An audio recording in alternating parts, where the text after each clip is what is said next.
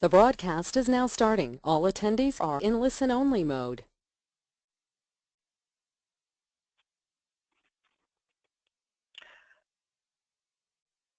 Welcome everyone, and thank you for joining us today for our webinar addressing the new Hazardous Waste Generator Improvements Rule. My name is Leanne Hetherington Ward. I'm a senior consultant and a RCRA specialist with Schreiber Youngly & Associates, which is a Trinity Consultants company. Just a little housekeeping before we get started. We're going to cover a great deal of information very quickly in this webinar in just an hour. If you have questions, please type them into the question box on the GoToWebinar control panel. I'll respond to as many of the questions as we have time for during the presentation, most likely at the end of the presentation. If I don't get to your question, no worries, we will follow up with you individually following the presentation. And with that, I will begin. The Hazardous Waste Generator Improvements Rule came out in the Federal Register on November 28th of 2016. The Federal Register site is located right here in this slide. This is a very long-awaited overhaul of the HazWaste generator rules, the first of its kind since the beginning of RCRA time, which was back in the early 80s. So there are pieces of this rule that are have been 35 years in the making.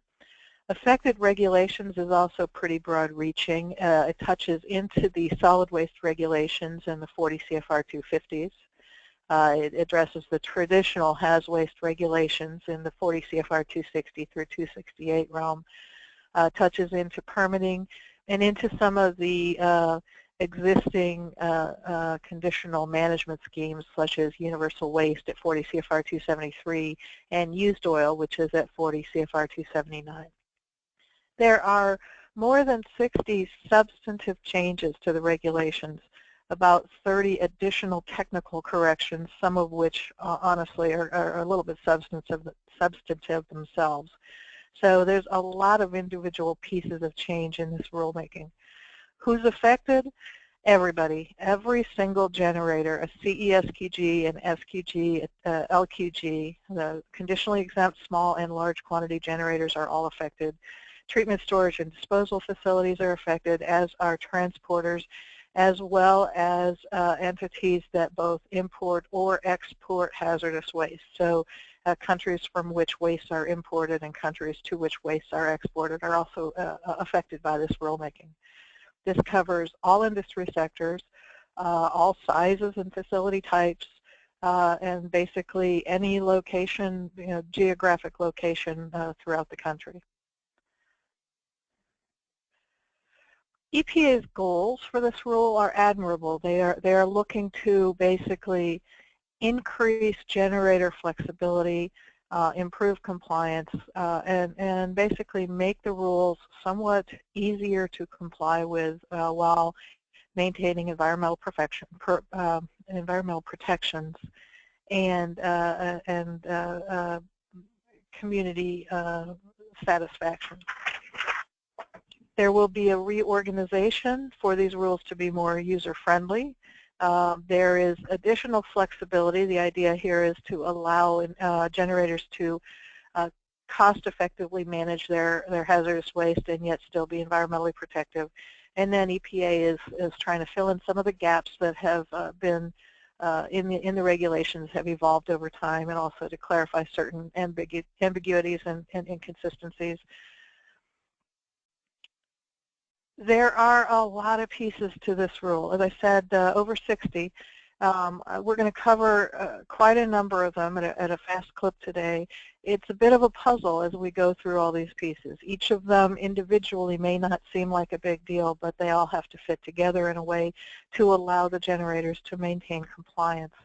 So hopefully by the end of this presentation you'll have a better understanding of what this rule will impose on your facility and your operations.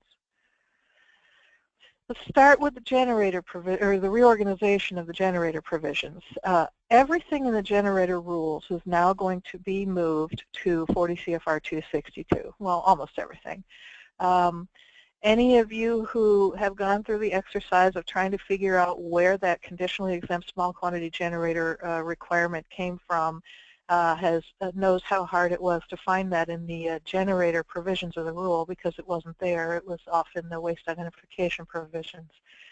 So EPA is trying to has restructured these rules so that for the most part the generator provisions are in the generator pieces of the rule.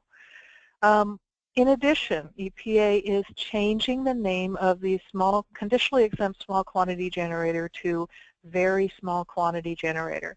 This is just a terminology change. It doesn't change what's required of that type of generator. It's just a terminology change, in part to take the word exempt out of the word, because certain generators, and I'm sure none of them are on this call, but certain generators saw the word exempt and didn't see the first part of it, that word conditional. And so there is an effort here to make sure people understand what the very small quantity generator is, and to have the name of that generator match the requirements that go along with it. In addition, EPA is including a definition of the central accumulation area. This is an effort on EPA's part to delineate between what goes on at a TSDF, a treatment, storage, and disposal facility, which is storage, versus what goes on at a generator, which is accumulation. We're all going to still call them the 90-day storage areas and the 180-day storage areas, but this is the new official name, is a central accumulation area.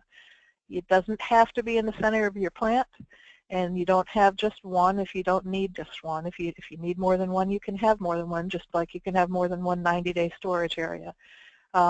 We will all probably continue to call them 90-day storage, but EPA is distinguishing between storage, which happens at a permitted facility, and accumulation, which happens at a generator facility. There's various other miscellaneous improvements, corrections, clarifications, new definitions. This is sort of like when you go and do you clean up your registry on your computer. You know, these are all the things that you were alerted that this was left behind when you removed old programs. This is what we're doing. We're cleaning our registry here. A lot of the 30 additional, everything else provisions are registry cleaning for the rule. The issue that we run across, though, is there's so many different rulemaking changes, even though they're all minor. The cumulative effect here is that the entire rulemaking has potentially a significant effort for generators to come into and maintain compliance, especially as everyone is becoming familiar with the rule and understanding which components apply, which components have changed, even if it's ever so mildly or ever so slightly. This is a table showing the reorganized rule structure. The far left column shows the provisions in a reasonably well-organized, logical approach. The far right column shows the new location of those provisions in the rulemaking, in the generator provisions of the rule. Most of them are generator provisions. The center column shows you where those rulemaking provisions have been before. So obviously EPA is making an attempt here, and a very good one, I would say, to make the rules easy to follow, easy to find. Again, in the long term, this is going to be very beneficial. In the short term, we do run into the issues where we're used to finding our rules in a certain place, and it's going to take time to make sure that everybody in the regulated community knows where to look and where to find the new version of the existing rules. I pulled out this picture because sometimes I can't tell at this point if we're sort of walking in the fog trying to figure it out, or if we're alone among the trees, or facing a muddy path forward. I think all of the above. But just to get started with what the rest of the changes are for our foggy path forward. There are 3 provisions in the rules that EPA considers to be less stringent than the rules as they existed prior to this rulemaking. The first of these is a provision that is geared towards companies with multiple locations, at least one of which is a large quantity generator, at least one of which is a very small quantity generator, and that is the very small quantity generator consolidation option. Just a heads up, I am trying to train myself to use that VSQG terminology. I've got 30 some years of calling it a CESQG, so I will use those terms interchangeably, but I'm trying very hard to use the new terminology. However, if I say CESQG in this conversation, it means the same thing. The VSQG consolidation option allows a company with multiple facilities to consolidate wastes from their VSQG facilities at an LQG facility under the ownership of the same person, or under the control of the same person, sorry. Person is defined under RCRA. It's a business definition of the term person, not a real-life definition. And then control is the power to direct policies at the facility. The LQG receiving this VSQG waste under this consolidation option does not need to be a permitted hazardous waste treatment and storage and disposal facility. This is not something that can be used by small quantity generators. It's specific to very small quantity generators and with a large quantity generator facility that they can work with. Under this provision, which is a conditional exemption, but under this provision, the very small quantity generator has some limited responsibilities. They need to mark and label their containers as hazardous waste. They need to indicate the hazards of the contents on those containers. This is a theme you're going to hear throughout the rule. There is a new requirement that all hazardous waste have to indicate the hazards of the contents. And then, as with any material that is transported on public roadways, they have to comply with the U.S. DOT requirements for transporting that waste. They do not have to manifest that waste. They instead are shipping it as a DOT, probably hazardous material. Well, it will be a DOT hazardous material because it's defined as a hazardous waste, but it will be shipped as a DOT hazardous material to the LQG. The LQG, again, does not have to be a TSDF, but they do have to notify. They've got to notify via the site ID form, which is that form 8712 that we've all come to know and love, that they are participating in the program, and they also have to identify all the VSQGs who are also participating. If a VSQG facility is not listed on that notification, they cannot participate in the program until they are listed. LQG has to maintain records for each shipment in the door, and they are identified as the generator of record with a start date of accumulation at the date of receipt at the LQG. They manage this waste as their own. They include it on my biennial report. There will be a special category for it. This is going to be beneficial for companies that have multiple VSQGs. It's particularly for, I would imagine, for a place like a university with a spread out university, or a university with multiple campuses. We're going to see, I know in the food products industry, we have we'll have facilities, the companies that'll have dozens of facilities in one state, only one of which may be an LQG and the rest are VSQG. It's an opportunity for those companies to responsibly manage their waste, keep their own risk under control without creating an undue burden on the LQG and on the company. Keep in mind, if you're going to use this consolidation option, keep in mind that if you are transporting this VSQG consolidated waste through a state that hasn't adopted the provision, you still have to be aware of what their requirements are. Some states may impose additional requirements if you are transporting a conditionally exempt waste across their state.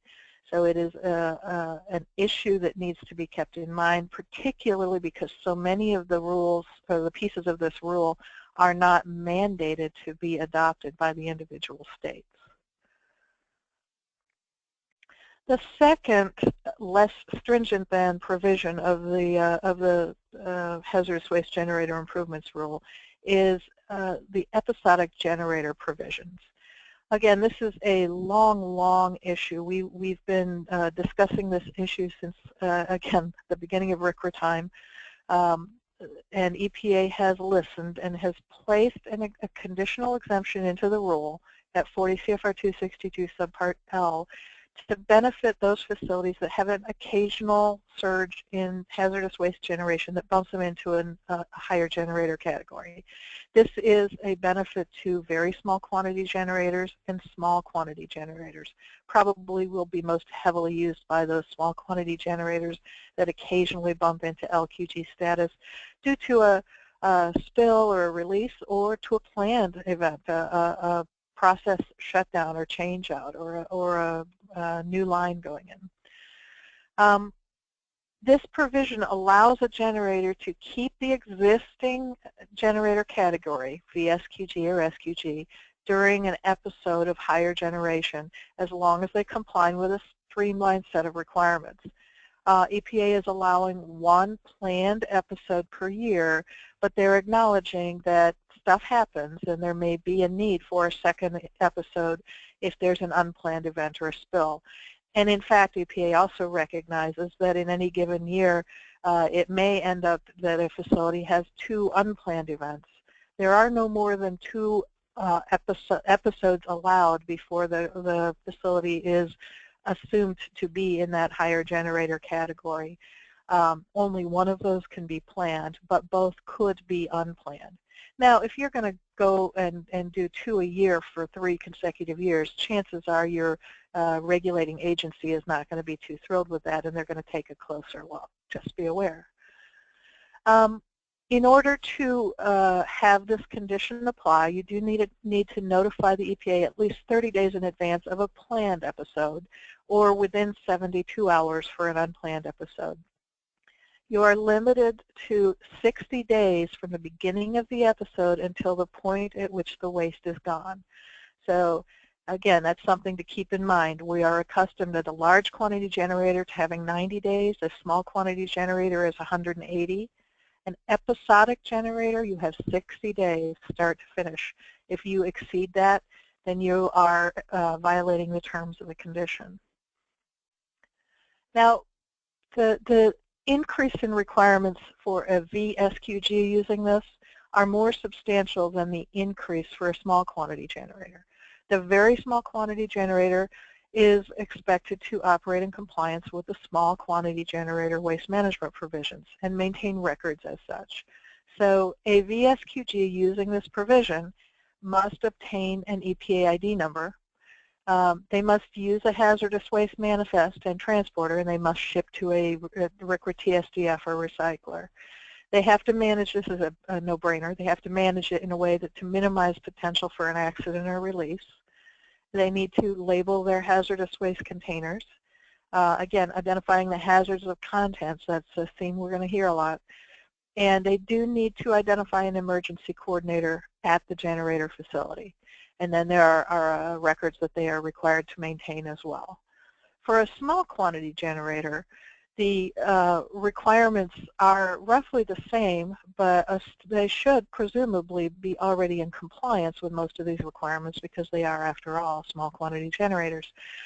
They do have to label those episodic hazardous waste containers properly. They do have to continue to use a hazardous waste manifest and transporter and maintain records of that episodic event. Remember, this is a conditional exemption. You have to meet all the conditions to retain the benefit of the episodic conditional exemption. If you do not meet the conditions, you're going to revert into that higher generator status that you're trying to avoid by using the conditional exemption. The third, less stringent than provision of the rules is a waiver from the requirement that prohibits storing of ignitable and reactive waste within 50 feet of the property line. And I'm using the word storage, although again it's a generator provision, so it's a central accumulation within 50 foot of the property line. Under this new allowance, a facility who wants to or needs to store material closer than 50 foot to the property line can request a site-specific waiver. They would request that from their local fire authority, and they would need to obtain a written waiver. In this, the most obvious, I live in the Chicago area, the most obvious situations are where your property is 95 feet wide and there is no place that's less than 50 foot from the property line. But there are other situations where this will apply too. EPA is fully delegating responsibility for this to the local fire authority having jurisdiction, the AHJ. And so each facility will work with their local authority to obtain an appropriate site-specific determination. There's no guarantee you will receive it, and there's no guarantee that you and your neighbor will have the same one. These are all site-specific and very individual.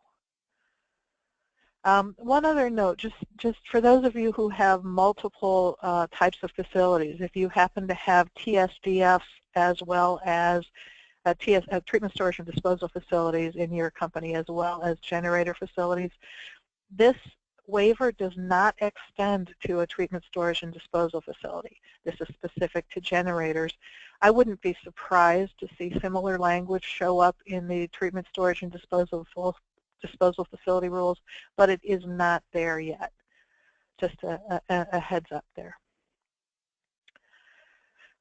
Moving on to emergency preparedness and prevention requirements.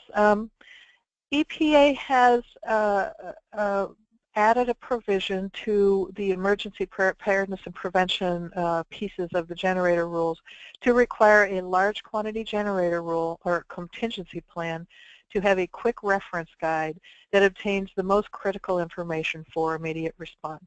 The contents here are, and this is summarized, basically identifying the types and amounts of waste you have, what your, the geography, the maps of the plant, maps of the surrounding area, where is your water supply, where are you going to get your firefighting water, how do you get a hold of people, what's your notification system, and who is the responder turning to, who are the emergency contacts. What's the reason for this? It's pretty obvious. We have a need, we have these contingency plans that have been developed, and they're long and sometimes hundreds of pages long, and a given local emergency planning committee or fire authority may receive 20 or 50 or 100 of these, and when they come to your site, they need they haven't memorized your contingency plan. They couldn't have, and they need a method by which to quickly identify what they're walking into and how best to protect you, them, your employees, your neighbors in the case of an emergency. This is going to be required for every new LQG on there as soon as they submit their initial contingency plan. It's also going to be required for existing large quantity generators at the first revision of your contingency plan following the effective date of the regulation. So in Iowa, the first revision of your contingency plan following May 30th. In other states that may adopt the rule later, it'll be later. However, this is a common sense piece of this rule. If you are modifying your contingency plan, it doesn't hurt to put this in now. It's not against the rule to have it in there now. So if you are in the process of making changes to a contingency plan, this quick reference guide at the front is a good idea. Other pieces, other changes to the emergency preparedness and prevention pieces of the rule. Historically, these rules were written back in the early 80s. Actually, some of the rules were still written in the 70s already. The contingency plans, the emergency coordinator lists, have been required from the beginning to include an emergency contact's home address and home phone number. These rules predated cell phones and computers that you could carry around in your back pocket. So the rules have been updated into the 21st century that you are no longer required to put the home address and home phone number of your emergency coordinators. You need to provide a contact number by which they can be reached. In addition, if you have a facility that is large enough to have a 24/7 emergency coordinator available on site, you can identify that that person by position rather than by employee name, provided that that position is always represented on your facility. Another piece of the rule, there's a clarification about emergency equipment for large quantity generators, making it clear that the requirement to identify the types and locations of emergency equipment for a hazardous waste generator plan are specific to that equipment that is being used for hazardous waste management response. So if you have a plant that has a very small corner of the facility where you have hazardous waste issues, you do not need to be identifying every piece of emergency equipment all over the plant, provided that it doesn't get used for your hazardous waste. Finally, the rules have long required that generators attempt to make arrangements, large quantity generators attempt to make arrangements with local authorities for emergency response. That's all that was required. You had to try. Now the rules are going to require that you document that you tried. Not that big a change, but it does require to keep documentation that you've made that attempt. It specifically refers now to local emergency planning committees, LEPCs. If there is no LEPC, there is a fallback to making arrangements with your local fire department. In addition, EPA has added in a waiver for a facility that has its own on-site response capabilities. If you are your own first responder, then you are in a position that you may be able to get this waiver from having to notify off-site facilities for response. We see this a lot more often at some of the very large facilities out west. We see it at facilities that are involved with major chemical manufacturing. It's not going to be your typical small quantity generator in an urban area. This is a different kind of facility. The next piece, and this is one that has some compliance risk to it.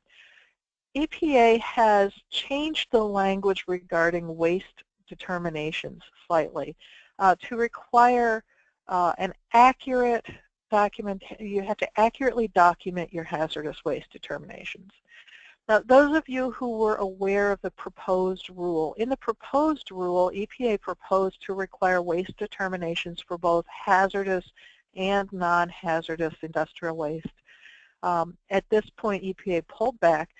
The written requirement, the regulatory requirement, is to document your hazardous waste determinations. This applies to all small quantity generators and all large quantity generators. And just so you know, the waste determination, and they've clarified this in the rule too, it applies at the point of generation. Point of generation is an issue that, again, has been a big question, a big set of questions over the years. Where is the point of generation? And in this case, we have to be aware it is not necessarily the point it's not the point it leaves your site. It's not necessarily the point at which you close your drum. You may be consolidating 5, 6, 10 different wastes into a single drum. Each of those needs a separate waste determination. Each of those going back to the point of generation. So it's the point at which it becomes a waste, not the point at which it gets placed into a container. This documentation doesn't require to exempted hazardous waste, but be aware that most of the hazardous waste exemptions include themselves their own documentation requirement.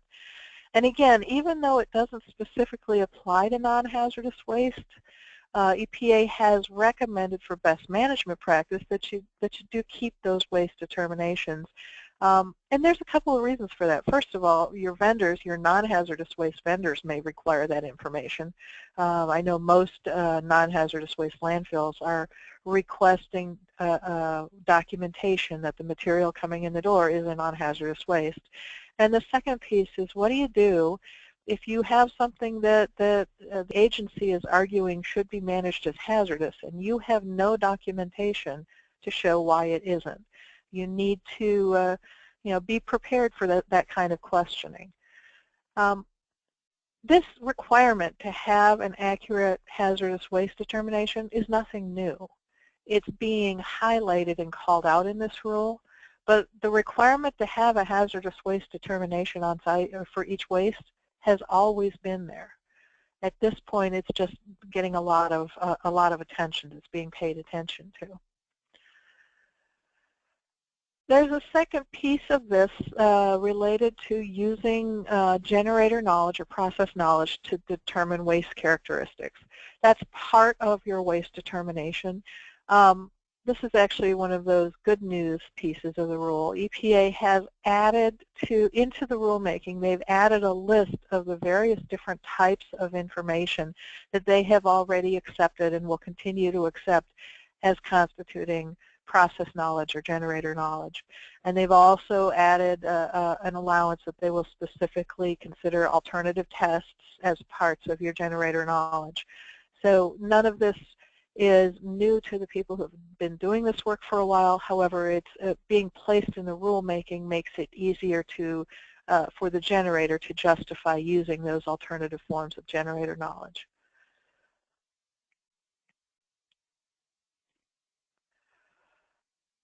With respect to labeling requirements, EPA is making some changes to the labeling requirements, and this is another point of potential compliance risk. Not that these changes are drastic or anything excessively burdensome, but they're different. And because they're different, there's compliance risk associated with them. This is going to apply to all small quantity generators, large quantity generators, and transporters. All of them are going to be required to address these rules. First of all, as always, the label is going to have to include the words hazardous waste. But each waste is also going to have to be identified as to the hazards contained within. Understand, this is not just in transport. This is while it is being accumulated on site. So this is, again, a safety issue to allow an emergency responder to effectively identify the hazards that are being faced and respond accordingly. Identifying those hazards can be done using any one of a number of established methods. I've listed them below. DOT has a hazards identification system. So does OSHA. So does NFPA. If you are planning to ship your hazardous waste off-site, I suggest, especially for a smaller generator, I suggest you just go ahead and use the DOT system because you're going to have to use that when you ship the waste off-site anyway. Additional labeling requirements. For any hazardous waste generator, you're going to have to identify all waste codes in the waste stream prior to shipping that waste off-site. You don't have to have all those waste codes listed as you accumulate on-site, but before you ship it off-site, they better be on your tank or container. That's easy enough when you've got, just a D001, F003 solvent, ink waste or something. But it can be a lot more complicated if you have multiple waste codes. So EPA has built in the allowance to use a recognized electronic option, barcodes being the ones we're most accustomed to. There is an exception for lab packs. They have their own special system. And then the last item that must be labeled when you're must be identified when you're accumulating hazardous waste is the accumulation start date. Again, that's nothing new. It's just part of the list that we're going through. Now, if you've got a vessel that can't be labeled, if you have a drip tank or certain kinds of tanks, you have a containment building, if you can't label the vessel itself, the information is allowed to be kept in a log near to or at the location of the vessel. Again, keep in mind the purpose here, the primary purpose, is to allow for effective response and effective management of this waste. So if you have an emergency responder coming in the door, that person needs to be able to identify what the hazards are that they are facing as they try to protect you from whatever the emergency is that you're dealing with. Notification and record keeping. Here's another one of those compliance points. Small quantity generators are going to be required to submit a re-notification once every 4 years. So that's a quadrennial notification, if you like those kinds of words. EPA plans to allow that to be done via an electronic option. And the first of those is due September of 2021. So it's a ways out, 4 years out. I'm sure we will not be allowed to forget that. It's that far out because it's allowing for each individual state to adopt the various different rules. There's tens of thousands of small quantity generators, and all of them are theoretically supposed to have been maintaining their notification forms, their Form 8700-12, over the years as things change at their facility. It hasn't been done that much. There's a lot of folks out there who haven't touched their initial notification since they filed it. So this is again a compliance point, making sure that people get these things up to date, and it's highlighting the fact that some small quantity generators have not yet or have not been maintaining their information up to date with the agency. This is not necessarily something that you want to have hit you on September 1 of 2021. So it's easy enough to file this form. If you can't find the old form, chances are you can't. If it was 7 environmental managers ago when it was actually submitted, you can just submit a new one. You just pull it off. You can find Form 8712 online. You fill it out and you submit it with current information. And you would be submitting it as a modification or a change to existing form. Another notification and record keeping requirement that is changing is the large quantity generator biennial report rules. The rules in the regulation are changing. This is not changing actually what you have to do. What EPA has done here is they have updated the regulation to match what has been developed in the instructions for the form itself. So this is not a significant change or a new burden. This is just an explanation in the regulations of what's already being required in the large quantity generator procedures. Satellite accumulation provisions. Again, I know I'm rushing through this. I see that people are asking questions. I just want to make sure we cover all our bases before we run out of time. Satellite accumulation provisions that are changing. First of all, there is going to be a separate satellite accumulation set of rules at 40 CFR 262.15. So that's been one of the biggest complaints people have, is trying to figure out how to find the satellite accumulation rules that apply to them. They're all going to be in one place now. EPA is specifically clarifying that you can't mix incompatible wastes in satellite accumulation, and that your waste in satellite accumulation must be compatible with the container, the material of construction of the container. It seems like kind of a no-brainer, and it makes you wonder why they need to put this in there, and how many people have messed this up. But it's part of the rule now. So containers in satellite accumulation are now going to be allowed under very limited circumstances to remain open if necessary for safe operations. The reality is containers must remain closed except when adding or removing waste, and in a very limited special set of circumstances they may be able to remain open for a brief amount of time. Finally, there is a clarification that the 3-day requirement to remove materials or remove containers from satellite accumulation once they are full or the the limit is exceeded, that 3-day limit is 3 calendar days, not 3 business days. So Saturday and Sunday count. If you fill your container on Friday, it needs to be out of satellite accumulation by Monday. That's been policy. It's now a rule. Now, just EPA has been discussing, by the way, whether to extend the large quantity generator training requirements for employees handling hazardous waste to those employees who handle it in satellite accumulation areas. That did not make it into this final rule, but be aware that that is being considered at this point.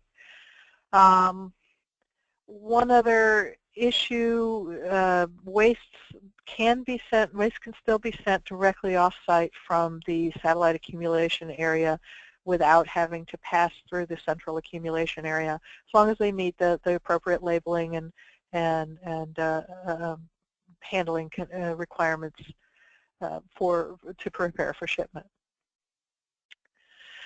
So a few more satellite accumulation provisions.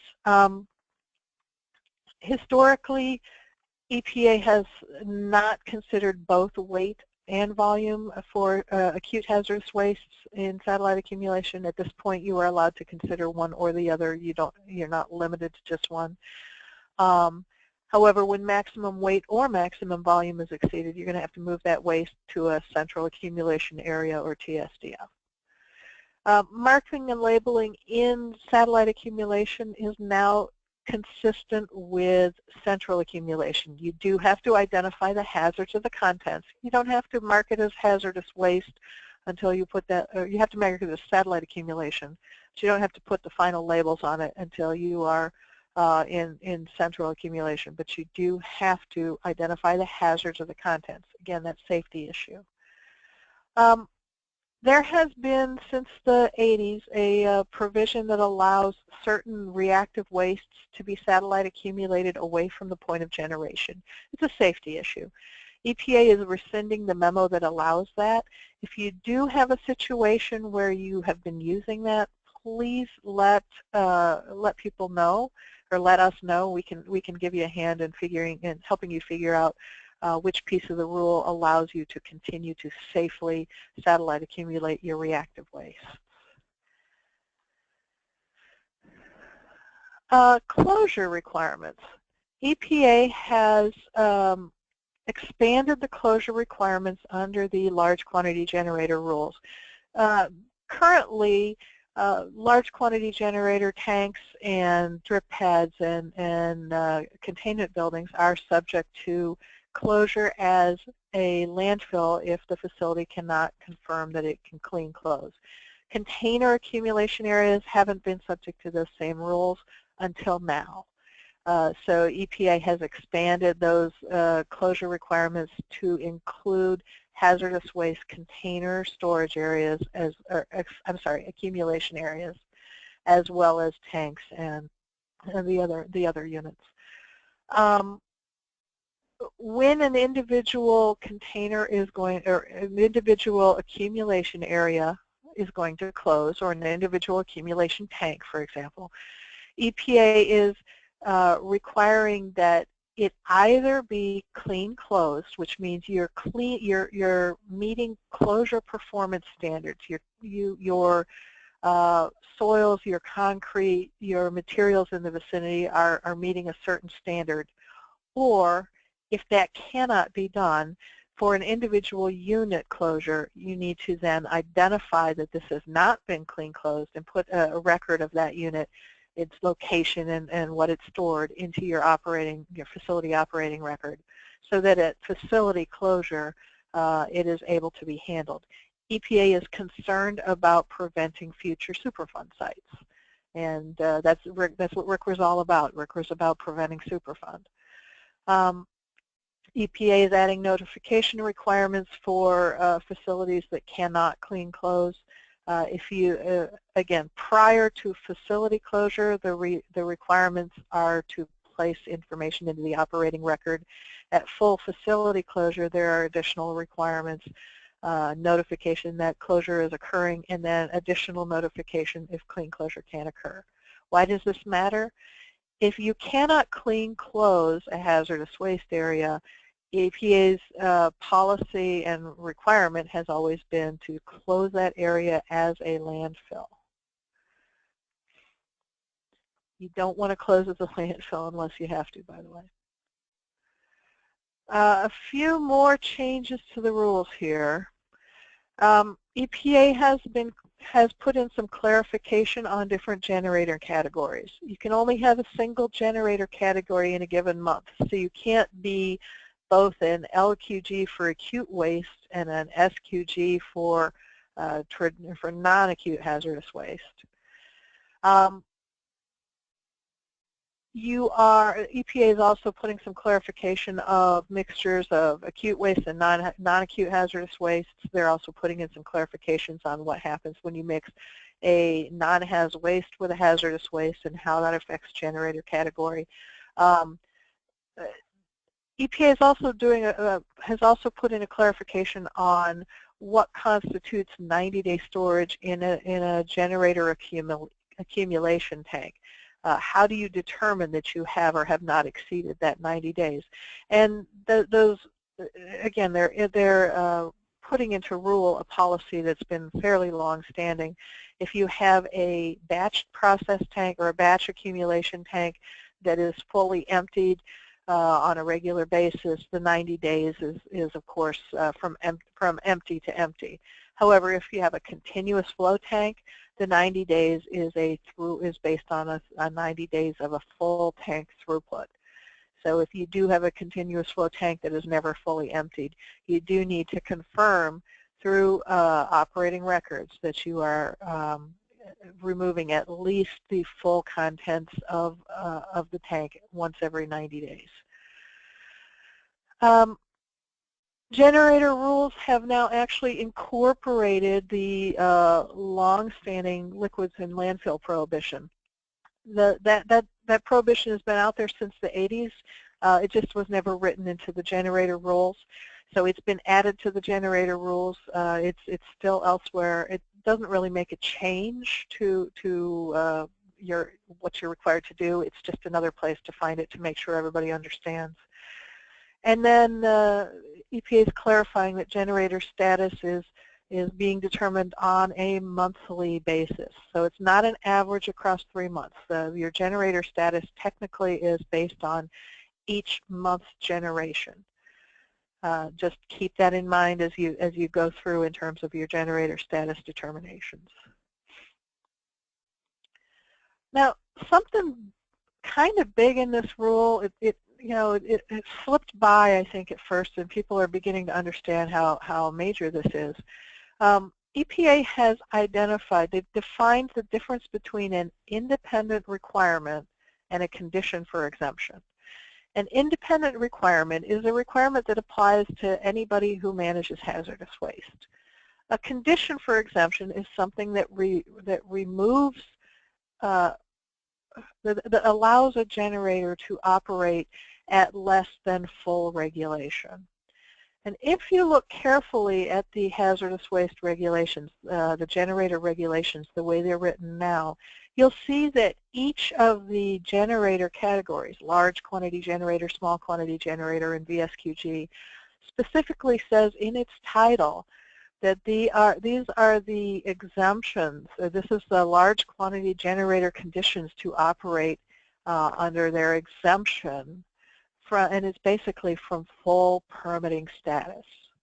So generators operate, EPA is making it clear that generators are operating with an exemption from full TSDF permitting requirements. So all the generator requirements are preventing you from being required to operate as a TSDF, as a treatment, storage, and disposal facility. Again, this has pretty much always been true, but it's being stated much more clearly, much more upfront than it has been in the past. And it's something to be aware of because, again, point of compliance risk. It's, again, long-standing EPA policy. If you violate an independent requirement, you're subject to traditional enforcement. You get the NOV, you get the penalty, you show you return to compliance. If you violate, if you're out of compliance with a conditional exemption, then you end up being subject potentially to full regulation for the underlying independent requirements that you were conditionally exempt from, that you were trying to not have to comply with. I'm going to give you my silly little example here. Let's say you've got Fred and Methel's fabulous company, and they're an SQG, and they have a spill. So they notify the agency that they are going to be using the episodic generator provisions. They follow the notifications just fine, but Fred forgets to arrange for pickup. He's just figuring this is going to go out with their traditional SQG pickup. And so that waste sits there for 100 days. Now remember, this is a 60-day requirement. It's supposed to be out of there within 60 days. So he has violated the terms of his episodic generator provisions. Therefore, he reverts to being a large quantity generator from the point at which he first generated that episodic waste, subject to the large quantity generator provisions. But it gets a little worse because he's at 100 days. Large quantity generators are allowed to store or to accumulate for only 90. So not only has he violated the LQG provisions, he's also violated, or the SQG, he's also violated the LQG provisions. And technically, in that situation, an agency could enforce against the facility as if he were an unpermitted hazardous waste storage facility. You know, most agencies aren't going to go that far for an honest mistake, but the reality, but that's the structure of the regulation. So it is always critical, if you are using a conditional exemption, meet the terms of your exemption. Be careful that you are following these conditions. And these are three really awesome conditional exemptions proposed in this rule. They are very valuable, and a lot of facilities are going to see great benefit from them. But just be aware as you do them that there is a certain risk, especially if you do not fully comply with those conditions. All right, state implementation for this rule. Authorized states are, as always, required to adopt the provisions that are more stringent than their current federal and, of course, state regulations. But states are not required to adopt the less provisions. Those three conditional provisions we talked about, the VSQG consolidation, the episodic generation, and the waiver from the 50-foot rule. In this case, states are also not required to adopt any provisions that are neither more nor less stringent. And EPA lists them. There's 7 of those. And you'll look right at the first one. States don't have to reorganize their regulations. So you may have, we may have confusion because one state may have reorganized and another may not. And we already have confusion between the states. States don't have to use that central accumulation terminology. They don't have to adopt all these different pieces, and they don't even have to adopt all the technical corrections and clarifications to the various parts of the RCRA rules. So there are 10 components of this federal rule that states do not necessarily have to adopt. It's just something to keep in mind. Now, the rule was published November 28th. So it is effective 6 months after that, May 30th of 2017, in any state and territory that's not RCRA authorized. And honestly, that's Alaska, Iowa, the tribal nations, and some of the territories. In states that do have authorized RCRA programs, they are required to adopt all the more stringent provisions on a 1-year schedule. 2 years if they have to do a legislative change. And those schedules are July 1 deadlines due to rulemaking schedules and legislative schedules in the states. So we're going to see effective dates in the states ranging from, again, May of this year into probably late 2019. And you all know, if whichever state you're in, you all know whether your state is an early adopter or a lagger. You also probably all know which states adopt in kind and which states adopt piecemeal. We've got so many changes, though, lots of points of compliance risk. Some of the easy enforcement targets, I pointed some of these out: the quadrennial renotifications. Making sure you have your waste determination documentation, fixing those LQG contingency plans, and the waste labeling requirements. The immediate impact, who has to scramble? The people who have to scramble are the folks in Iowa and Alaska, the territories, and the tribal lands. But this is not something to put off till the last minute. These rules are pretty easy to figure out, and for the most part, with the exception of the less stringent provisions, for the most part, these things are things you can start to roll out almost immediately. So you have time to do it in a way that isn't going to be overly burdensome on your staff. We're probably going to see increasing disparity between the different state programs, because there's so many, pieces to cherry pick from. We've got states who are going to adopt the entire rule, and states that have made it clear that that's the approach they're going to take. States like Missouri have gone to a no stricter than requirement. They're probably going to adopt the rule in its entirety. But then you've got other states who have very, state-specific programs. You get, places like Texas and California that are going to identify the pieces of this rule that matter to them in their state. And so, again, we're going to see some variation between different states. One of the other items that may happen here, there are some pieces of this rule that may highlight past compliance problems. So the emphasis on waste determinations may bring a new effort to look at the current waste determination documentation at facilities. So be aware that that may be coming up in your inspections. Similarly, there may be increased attention paid to whether or not you've been maintaining your 8712 up to date. Just issues that this rule, prior to implementation in your state, you may already be seeing fallout from this rulemaking. So we have like 4 minutes for questions. I'm going to go ahead and go through some of these that people have been sending in. My apologies for not answering as we go.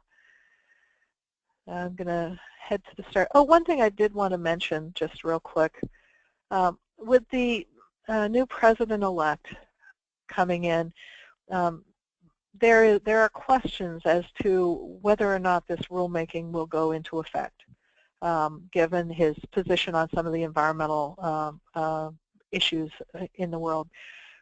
This rulemaking is, for the most part, beneficial to the regulated industry. There are some difficulties as we move into it, but there are some pieces of this rulemaking that are very, very valuable to industry. So, although all bets are off and we don't really know for sure until everything happens, there's a substantial chance that this rulemaking will move forward as written, as we've discussed it today. So again, I make no commitments, but that is my understanding from what various people in various different organizations have let me know. All right, I'm going to start at the top of the questions here. We've got about 2 minutes, and I will be providing slides. I will make them available. I'm not sure if we will be emailing them or if we will make them available through our website, but that will also include a recording of the webinar, and we will notify that back to you. I see a question about VSQG, that this could apply well to a retail establishment with a large distribution center. And my answer to that is yes, that looks precisely like the type of organization that would benefit from VSQG provisions, for sure. And the next question, can a company decide to consolidate their VSQGs to one location, thus creating an LQG? Or does the LQG need to precede any consolidation of waste received from their VSQGs? Honestly, I don't know the exact answer to that. I suspect that if a facility chooses to operate as an LQG, that could become your LQG facility. I believe that you could probably make that happen. But I would talk with your specific regulating agency prior to doing that. But it seems entirely logical. The purpose here on the VSQG is to manage the waste appropriately. And if you're managing your waste at one facility as LQG waste, it's being managed appropriately. I'm going to skip a few here to get to another topic. Well,